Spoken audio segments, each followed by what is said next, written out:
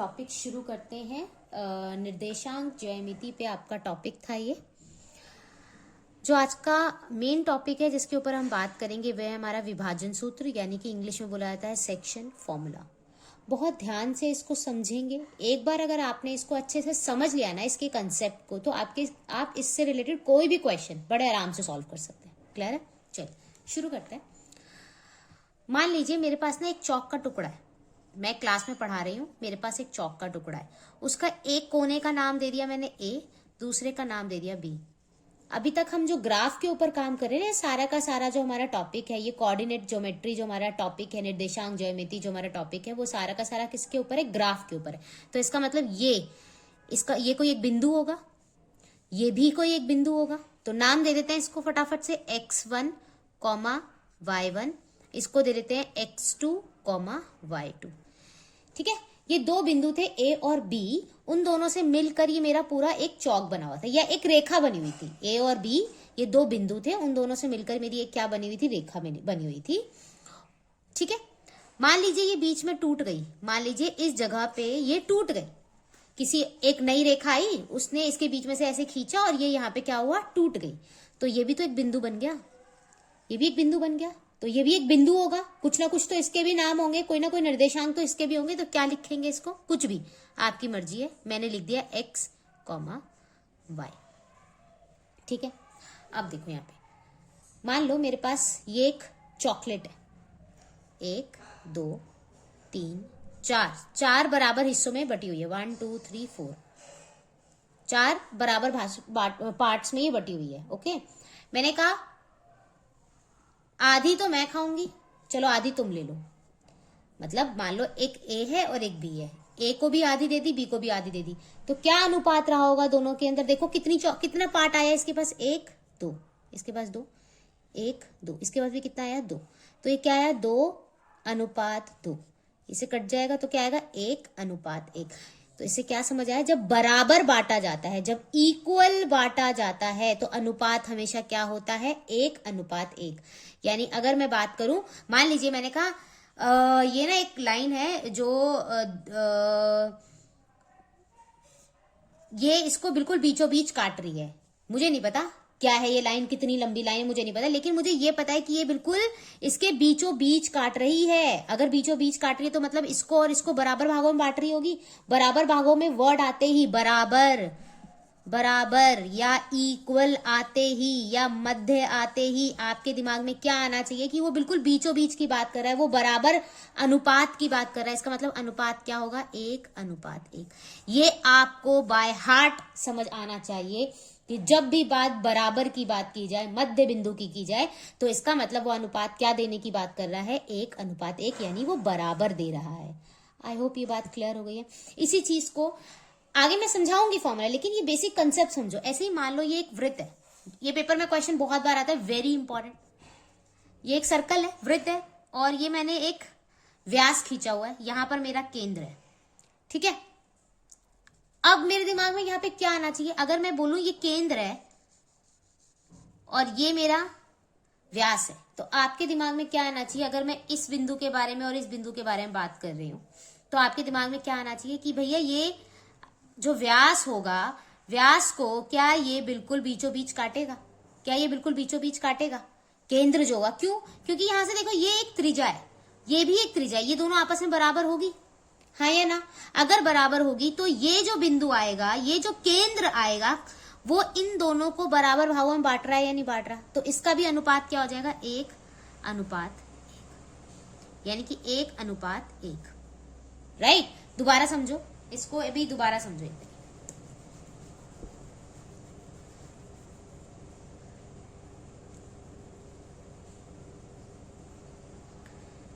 ये एक वृत्त है, ठीक है, इसमें मैंने एक व्यास खींचा है, ये मेरा केंद्र बिंदु है।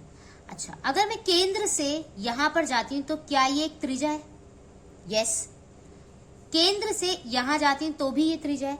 तो अगर मैं केंद्र पर खड़ी हो जाऊं, यहां मैंने एक लाइन बना दी, या मैंने कहा ये बिंदु है, तो क्या ये दोनों बराबर हैं? हाँ या ना? बराबर है, राइट? तो अगर मैं कहूं कि ये, इसको देखो, ये था ना ये वाला, मैं कह दूं ये मेरा ए है, ये मेरा बी है और ये मेरा पी है, तो ये दोनों का बीच का जो अनुपात होगा वो क्या होगा, 1:1।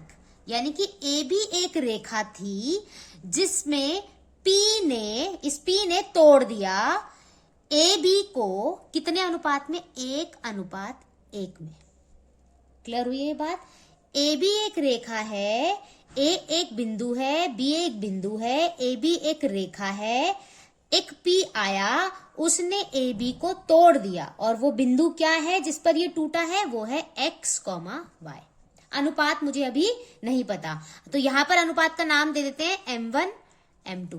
कुछ भी दे सकते हैं, ऐसे परेशान होने की जरूरत नहीं है, आप जो मर्जी नाम दीजिए, आप कुछ भी दे सकते हैं, ऐसे नहीं है कि m1 m2 ही दे सकते हैं, आप a भी दे दो, c d p q जो आपका मन करे आप वो नाम दे सकते हैं, राइट। मैं m1 m2 दे रही हूं। क्लियर है ये बात।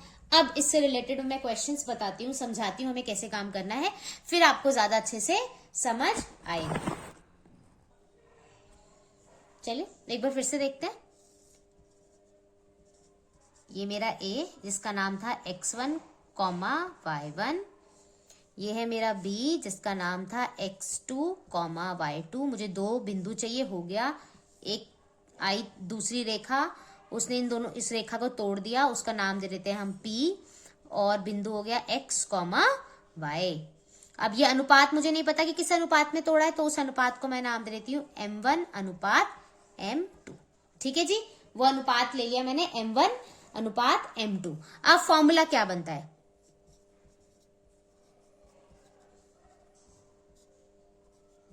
आखिरकार वो फॉर्मूला होता क्या है, ध्यान से देखेंगे। ओके, बहुत ध्यान से देखेंगे। ये जो पूरा फॉर्मूला है कैसे लिखते हैं, पहले लिखना सीखते हैं। बच्चों की तरह सिखाऊंगी, बहुत ध्यान से, ताकि याद रहे आपको। ओके, m1 + m2, ऊपर भी लिख लो m1 + m2, कॉमा, फिर एक लाइन खींचो, m1 + m2, ऊपर भी लिख लो m1 + m2। लिख लिया। अब देखो यह m1 है, ये देखो ये ऐसे होता है, तो इसका मतलब ये एक बिंदु है, कॉमा का साइन है, ये एक बिंदु है। ठीक है, जो पहले वाला पॉइंट होता है वो हमेशा x होता है ना, तो इसका मतलब यहाँ पे क्या आने वाला है, x। या m1 है तो मैं किसको बुलाऊंगी, x2 को। किसको बुलाऊंगी, x2 को। यहाँ m2 है, मैं किसको बुलाऊंगी, x1 को। ओके, अब यहाँ देखो ये y वाला हिस्सा होता है, तो चलो m1 है तो मैं किसको बुलाऊंगी, y2 को। और ये m2 है तो मैं किसको बुलाऊंगी, y1 को।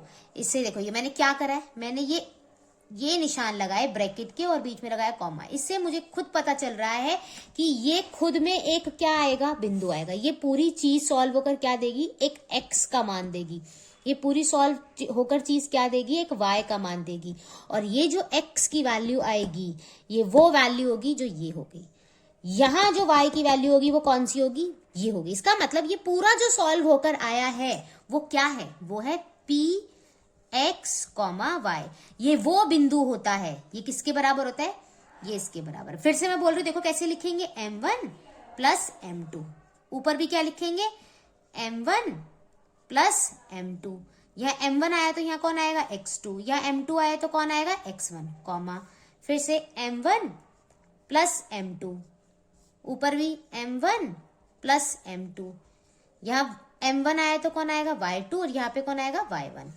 ये चीज किसके बराबर होती है, x, y। मैंने यहाँ पे p नाम दिया इसलिए मैंने p x, y लिखा है। ये याद रखिएगा, जब दो बिंदु मिलकर एक रेखा बनाते हैं और उस रेखा को कोई तोड़ देता है, वो जो बिंदु होता है ना, वो जिस बिंदु पे ये टूटते हैं, विभाजन सूत्र वो बिंदु निकाल कर देता है। जो ये हम फॉर्मूला लगाते हैं ये वो होता है। ठीक है, अब इसमें x1 y1 ये है, x2 y2 ये है, अनुपात होता है m1 m2, ये सारी चीजें दिख गई। क्लियर है ये फॉर्मूला। अगर ये फॉर्मूला क्लियर है तो अब हम इस पर बेस्ड क्वेश्चंस सॉल्व करेंगे।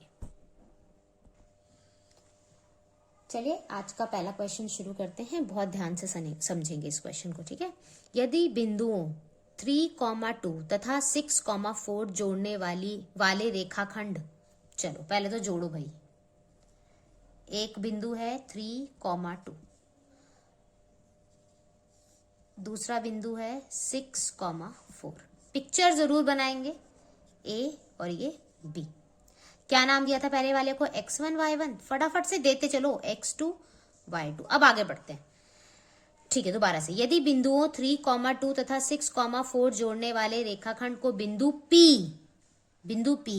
इन दोनों को P 2:1 में विभाजित करता है। अच्छा, तो P जो है आप कहीं पे भी लिख सकते हैं, इसलिए एक रैंडम होता है।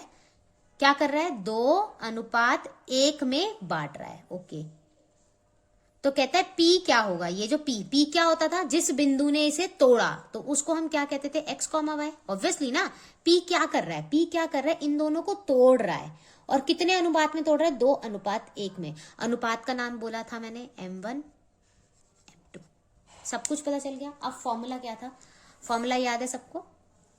फॉर्मूला लिख लेते हैं फटाफट से। फॉर्मूला था हमारा, फिर से वही मैं जल्दी जल्दी लिखूंगी फटाफट से। कैसे था? m1 plus m2 p, x, y। ये बिंदु निकाल कर देगा ना हमारा। m1 plus m2, m1 plus m2, m1 plus m2, m1 plus m2। ये x का है तो m1 है तो यहाँ क्या आएगा? x2 आएगा। यहाँ क्या आएगा? x1 आएगा। यहाँ क्या आएगा? m1 है तो यहाँ y2 आ जाएगा। यहाँ क्या आ जाएगा? y1। आई होप ये फॉर्मूला सबको याद है। सारी वैल्यूज यहाँ लिखी है, फटाफट रख देते हैं। देखो, m1 कितना है? 2। वैसे ही करते हैं। m1 कितना था? 2 + 1। यहाँ पे भी 2 + 1, यहाँ पे भी 2 + 1, यहाँ पर भी 2 + 1। अब रखते हैं, देखो x2 कितना है? 6। बहुत ध्यान से, अब ध्यान से। x1 देखो कितना है? 3, तो यहाँ रखेंगे 3। y2 देखो यहाँ पे कितना है? 4, यहाँ लिखेंगे 4 है ये। फिर क्या कहता है? y1 ले आओ जी। y1 कितना है मेरे पास? 2। रख दी मैंने सारी वैल्यूज, फटाफट सॉल्व कर लो। देखो, 2 6 जा 12, 1 3 तो ये 3 आएगा। 2 और 1 कितना होता है? 3 होता है, कॉमा। 4 2 जा 8 प्लस 2 डिवाइडेड बाय 3। 12 और 3 कितना होता है? साथ में p x, y। तो 15/3, 10/3। 3 से काट देंगे इसको 5 पे, तो 5, 10/3। इसका मतलब मेरे पास क्या आ गया? जो मेरी ये जो रेखा थी AB, इसको जो तोड़ने वाला ये बिंदु था ना, वो क्या था? 5, 10/3 ये था। क्लियर है? अब मेरे ऑप्शन में देख लो कौन सा है। First is the answer. कुछ टफ है? Very easy. सिर्फ क्वेश्चन को पढ़ना है, पिक्चर ड्रॉ करनी है। x1 y1, x2 y2, m1 m2 बहुत ध्यान से समझ के लिखना है। ये फॉर्मूला लिखना है, वैल्यू पुट करो, क्वेश्चन सॉल्व। लेकिन अगर आपको लॉजिक्स कंसेप्ट्स नहीं पता होंगे, आप क्वेश्चन सॉल्व नहीं कर सकते। देखो यहाँ पे कितनी चीजें हैं? 1 2 3 4 चीजें हैं। 4 में से आपको 3 इंफॉर्मेशन हर हाल में दी जाएगी, चौथी पूछी जाएगी।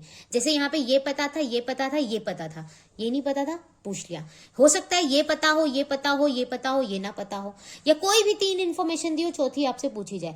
लेकिन अगर आपको ये इमेजिन करना आ गया कि मुझे ये एक पिक्चर ड्रॉ करनी है, ये फॉर्मूला लिखना है, तो आप ये क्वेश्चंस बड़े आराम से कर सकते हैं। ओके, चलिए एक और क्वेश्चन इसी टॉपिक से देख लेते हैं, विभाजन सूत्र से। ओके, बिंदुओं -3, 2 तथा 7, 6। ठीक है, तो सबसे पहले 2 बिंदु दिखाई दे रहे हैं, लिख लेते हैं -3, 2 और 7, 6। फटाफट से, ये A था, ये B, इसको दे देते हैं x1 y1, इसको x2 और ये y2। ओके, ये भी क्लियर है हमारे पास। और क्या बोला है उन्होंने, आगे देखते हैं। वाले रेखाखंड का मध्य बिंदु होगा। अब दोबारा पढ़ते हैं। बिंदुओं दिस तथा दिस को जोड़ने वाले रेखाखंड का मध्य बिंदु, इन दोनों को, ये जो रेखा जुड़ी है उसका मध्य बिंदु, मध्य मतलब बीचों बीच, मध्य बिंदु क्या होगा? इनमें से क्या होगा इसका मध्य बिंदु? मुझे नहीं पता ये मध्य बिंदु, पर ये मध्य पे है। मध्य का मतलब जो यहां पर अगर मैं खड़ी हो जाऊं तो यहां से यहां और यहां से यहां, ये कैसे होंगे? बराबर। तो लॉजिक क्या चलेगा कि जो अनुपात है इसके बीच का क्या होगा? 1:1। क्लियर हुई ये बात। और जो पॉइंट इसको तोड़ता है उसको हम क्या नाम देते थे, पी एक्स कॉमा वाई। जब कुछ नाम नहीं दिया तो हम अपनी मर्जी से क्या देते हैं, पी एक्स कॉमा वाई। अनुपात क्लियर हुआ, 1:1 क्यों आया, 1:1 क्यों आया, क्योंकि उसने बोला था मध्य बिंदु। मध्य बिंदु मतलब बीचों बीच, तो इन दोनों के बीचों बीच होगा, तो मतलब बराबर भागों में बांटा गया है। बराबर भागों में बांटने का मतलब है इसका अनुपात क्या रहा होगा, 1:1। इसको नाम दे देते हैं M1, उसको देते हैं M2। ओके, मैं कोई अलग से फॉर्मूला नहीं पढ़ाऊंगी मध्य बिंदु का, अलग से पढ़ाते हैं टीचर की मध्य बिंदु का फॉर्मूला ऐसे करो, x1 प्लस x2 बटे में 2 कर लो, और y1 प्लस में y2 बटे में 2 कर लो। लेकिन मैं ऐसा कोई फॉर्मूला नहीं पढ़ाऊंगी, क्योंकि ये लॉजिकली है, अपने आप आएगा यहाँ से। कैसे, एक ही फॉर्मूला बहुत है। पिछले वाला फॉर्मूला याद है ना सबको, कैसे लिखते थे हम फॉर्मूला, जरा देख लेते हैं एक बार फिर से कैसे लिखते थे। मैं 2-3 बार लिखवाऊंगी ताकि आप सबको ये याद रहे। क्या था हमारा formula, M1 M2 M1 M2 X2 X1 M1 M2 M1 M2, यहाँ आ जाएगा Y2 Y1। आई होप मेरे को समझाने की जरूरत नहीं है, वैल्यूज रख देते हैं फटाफट। देखना जरा, M1 प्लस M2 यानी 1 और 1, 1 प्लस 1 यहाँ पे 2 आ जाएगा, ऊपर 1 प्लस 1 कॉमा 1 प्लस 1, और यहाँ आ जाएगा 2। अब देखो कहता है x2 कितना है मेरे पास, 7। फिर कहता है x1 कितना है, -3। यहाँ थोड़ा वो हो गया, रुको इधर लिखने दो मुझे, छोटा हो गया, यहाँ लिखते हैं।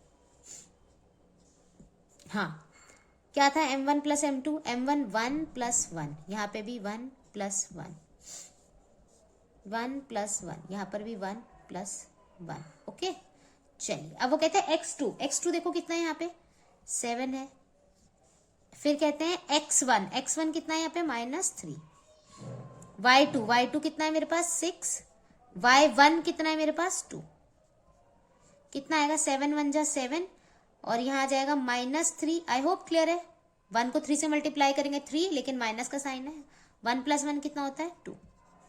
यहाँ देखो 6, और यहाँ पे आ जाएगा 2 बटे में 2।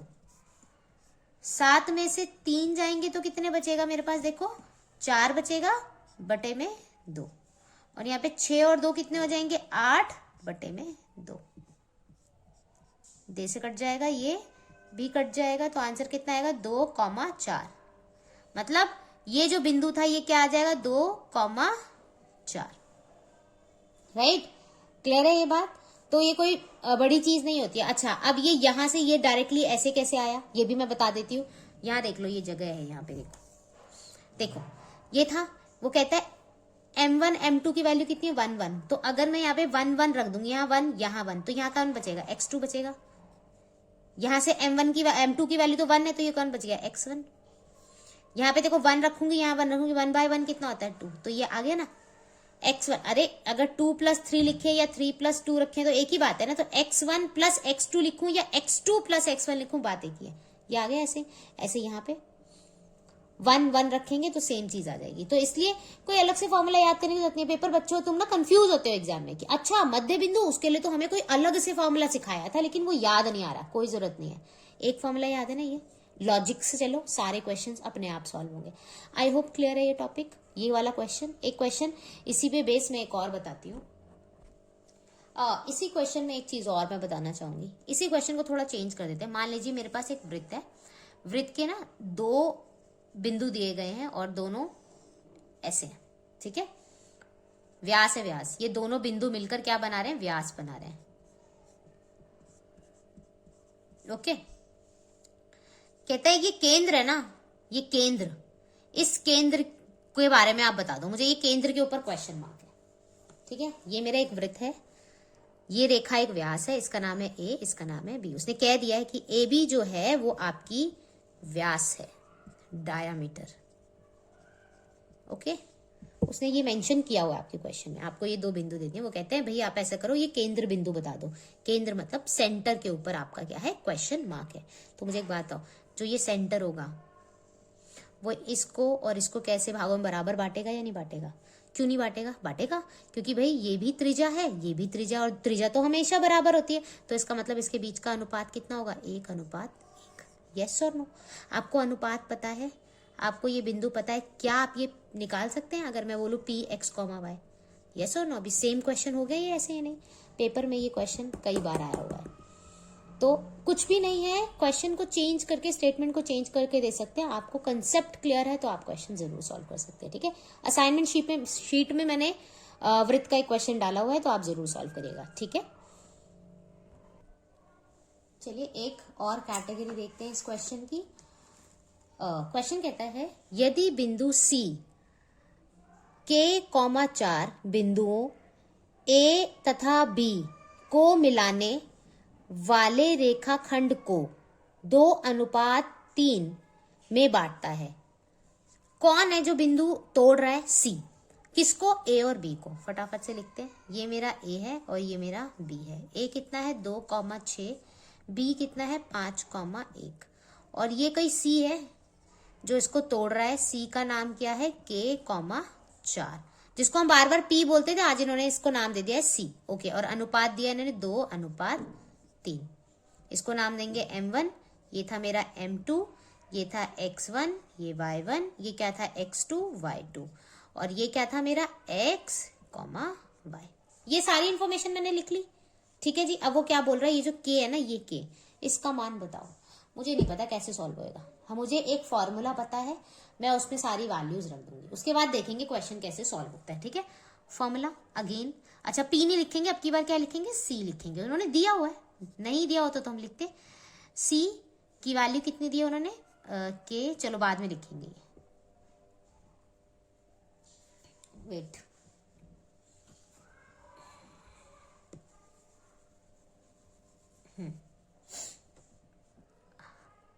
हम लिखते थे, हम अपना फॉर्मूला लिखते हैं जो हमने अब तक याद किया है, M1 plus M2, M1 M2, यहाँ जाएगा X2 और यहाँ जाएगा X1। चलिए ये हो गया, एक पार्ट हो गया, comma M1 M2 M1 M2, ये Y2 और ये Y1। अब इसको और इसको भाई कंपेयर करेंगे, तो भाई इसकी जगह क्या आना है? यहाँ पे लिखेंगे C ब्रैकेट में K,4। ओके, M1 M2 भाई देख लो 2 और 3 दिखाई दे रहा है मुझे, तो नीचे आ जाएगा 2 + 3, ऊपर भी 2 और यहाँ पे 3, यहाँ पे भी 2 + 3 और यहाँ पे भी 2 + 3। अब देखो x2 की वैल्यू कितनी है? 5 है, लिखो। फिर है, कहता है x1 देखो यहाँ पे कितना है? 2। हो गया ये पार्ट खत्म। y2 की वैल्यू यहाँ पे क्या है? 1। फिर y1 की वैल्यू कितनी है मेरे पास? 6। सारी वैल्यूज रख दी। 5 2 जा 10, 3 2 जा 6, 3 और 2 कितने होते हैं? 5, ये भी आ गया। 2 1 जा 2, 6 3 जा 18, और 2 और 3 कितने होते हैं? 5 होते हैं, which is equals to C bracket में K और आई होप यहां तक सबको क्लियर है। अब देखो कितना हो जाएगा ये? 16,5, और ये कितना हो जाएगा? 20/5। इसको काट सकते हैं 4 पे, तो आंसर कितना आएगा? 16/5, 4। और मेरे पास C की वैल्यू कितनी है? K,4। देखो तुलना करो दोनों को, देखो 4, यहाँ पे देखो y का मान 4 है, ऑब्वियसली ये 4 है भाई बराबर। अगर मैंने बराबर लिखा हुआ है दोनों को, तो मतलब यहाँ पर x की जो वैल्यू होगी वो इस x की वैल्यू के बराबर होनी चाहिए। यहाँ जो y की वैल्यू है वो यहाँ y की वैल्यू के बराबर होनी चाहिए। अगर वो चेंज आ रही है, मान लो यहाँ तुम्हारा 4 था लेकिन यहाँ मेरा कुछ और आंसर आ रहा था, तो इसका मतलब आपका कुछ ना कुछ कहीं ना कहीं गलत है, राइट। अगर दो निर्देशांक मैंने बराबर लिखे हैं तो इसका मतलब x का जो भी वैल्यू यहाँ होगा वही x की वैल्यू यहाँ होगी, जो यहाँ y की वैल्यू होगी वही यहाँ पर भी y की वैल्यू होगी। अब देखो y की 4 आ गई, तो इसका मतलब इसको ऑब्जर्व करके आपको क्या समझ आया कि k का जो मान है, k की जो वैल्यू है क्या आएगी? 16/5। That is be your correct answer. कुछ टफ था? कुछ है ही नहीं। अगर आपको ये कंसेप्ट क्लियर है, ये फॉर्मूला क्लियर है, आपसे कुछ भी पूछा जाए आप इजीली सॉल्व कर सकते हैं। ओके, चलिए एक और क्वेश्चन देखते हैं. Again this one is very very important question. कहता है एक्स अक्ष पर उस बिंदु के निर्देशांक क्या होंगे. जो बिंदुओं, मुझे नहीं पता, उसको छोड़ दो अभी. उसने बोला एक्स अक्ष पे जाइए. चलिए मैं पहले कुछ समझाना चाहती हूँ, बहुत ध्यान से समझेंगे. पहले एक बेसिक चीज समझो. ओके, 1,0, 2,0, 0,1 और 0,2. नाम दे देते हैं ए बी सी डी. 1 2 3 -1 -2 -3 1 2 1 और 2. ओके, ए पॉइंट लेते हैं. वो कहता है एक्स की वैल्यू 1, वाई कितना 0. मैं एक्स पे गई 1 पे और उसने कहा वाई की वैल्यू 0, तो मैं तो हिलूंगी ही नहीं, मैं तो अपनी जगह पे हूं. तो ये मेरा ए बिंदु आ गया. अगला कहता है x की वैल्यू 2 है, y कितना है 0. तो x की वैल्यू 2 ये रहा और y तो चलना ही नहीं है मुझे, तो मैं यहीं रह गई खड़ी. तो b भी आ गया मेरा. ये मेरा b आ गया. अब c पे x क्या है 0, तो 0 यहाँ पे होता है. अब y पे कितना चलना है 1, तो मैं ये ली. ये क्या है c. फिर d के लिए x की वैल्यू कितनी है 0 और मुझे y पे चलना है 2, तो मैं ये ली. यहाँ पे देखो दोनों को, यहाँ पर और यहाँ पर y की वैल्यू क्या है 0 है. और मैं कहाँ हूं, a और b कहाँ पर है, दिख रही है लाइन, x एक्सिस. मैं किस पे हूं, x पे. कब, जब y की वैल्यू 0 है. यानी कि मैं x अक्ष पर हूं, तो वहां पर 200% y का मान कितना होने वाला है 0. चलो अब दूसरे पे चलते हैं. यहाँ देखो x की वैल्यू 0 है, यहाँ x की वैल्यू 0 है. ये दोनों पॉइंट कहाँ पर आए हैं, देखो y के ऊपर आए हैं. तो इससे क्या पता चला, अगर मैं y अक्ष पर हूं या y एक्सिस पे हूं, तो वहां पर x की वैल्यू 200% क्या होगी, 0 होगी. ये याद रखें, पेपर में कोई आकर बताएगा नहीं कि आप वैल्यू 0 रखो. अगर मेरे को मैंने कहीं वर्ड मेंशन कर दिया कि मैं खड़ी हूं x एक्सिस के ऊपर, कहीं पर भी खड़ी हूं, मैं x एक्सिस पर खड़ी हूं, इसका मतलब x की तो कुछ वैल्यू होगी, लेकिन y की वैल्यू 200% वहां पर क्या होगी, 0 होगी. क्योंकि मैं x पर खड़ी हूं, x कहीं पर भी, यहाँ यहाँ यहाँ यहाँ यहाँ कहीं पर भी, राइट. अगर मैंने कह दिया मैं y पर खड़ी हूं, तो y के ऊपर 200% x की वैल्यू क्या होगी, 0. y की कुछ मर्जी वैल्यू हो सकती है, उसको मैं y लिख दूंगी. a b c d f कुछ भी लिख सकते हैं, लेकिन 200% कौन 0 होगा, वहां पर x 0 होगा. ऐसे ही इसने वर्ड मेंशन किया x एक्सिस पर, वो x अक्ष की बात कर रहा है. इसका मतलब इसके लिए अगर मैं पॉइंट बनाने की बात करूंगी, तो इसका मतलब x की तो कुछ ना कुछ वैल्यू होगी, लेकिन y की वैल्यू क्या होगी, 200% 0.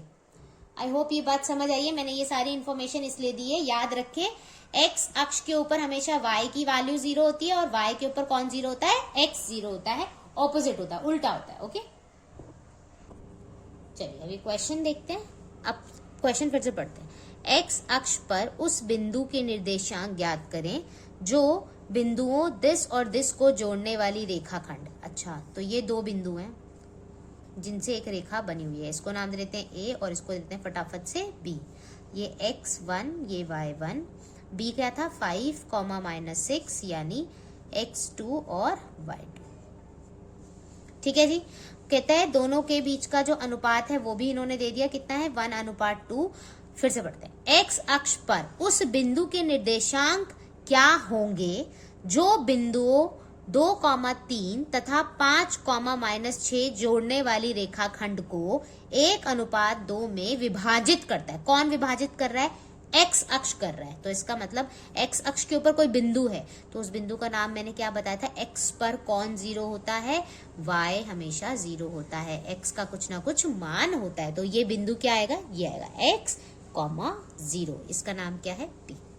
समझ आया ये कैसे आया, आई होप क्लियर है. चलिए अब क्वेश्चन सॉल्व कर लेते हैं फटाफट से. फॉर्मूला होता था P x, y. फिर से m1 m2 m1 m2, यहाँ आएगा x2, यहाँ आएगा x1. m1 m2 m1 m2, यहाँ आएगा y2 और यहाँ आएगा y1. ओके, फटाफट से. ये मेरा m1 था, ये मेरा m2 थे। वैल्यू रखते हैं फटाफट से। ये देखिए यहाँ पे क्या आएगा, p x, 0। यहाँ देखो फटाफट से, m1 m2 की वैल्यू कितनी है, 1 + 2, 1 + 2। यहाँ पे भी लिख लेते हैं 1 + 2, 1 + 2। ओके, चलिए अब x2 देखो भैया, x2 की वैल्यू यहाँ पे कितनी है, 5 है। x1 की वैल्यू कितनी है, यहाँ पे 2 है। y2 की वैल्यू कितनी है, -6, और y1 की वैल्यू कितनी है, 3। 5 बन जा x, 0, 5 बन जा 5, और ये आ जाएगा 2 दूनी 4 बटे में 3, 6 माइनस का 6, और यहाँ 3 दूनी 6 + 6 बटे में 3। 5 और 4 कितने होते हैं, 9 बटे में 3। ये देखो 6 में से 6 चला गया, वो तो 0 ही हो गया। 3, तो यहाँ क्या बचेगा, 3, 0। देखो x का मान क्या आया, फटाफट बताओ, x का मान कितना आ गया, 3। तो ये जो बिंदु था वो क्या होगा, 3, 0। देखो क्या है, ए ऑप्शन। समझ आया कितना आसान है, वेरी इजी। सिर्फ और सिर्फ आपका कंसेप्ट क्लियर होना चाहिए। इस वीडियो के एंड में मैं एक और असाइनमेंट देने वाली हूँ। उसमें आज जो हमने जितने क्वेश्चंस अभी तक हमने देखे हैं उससे रिलेटेड क्वेश्चंस हैं, आप जरूर करिएगा। कोई डाउट हो तो आप मुझे पर्सनली पूछ सकते हैं। ओके।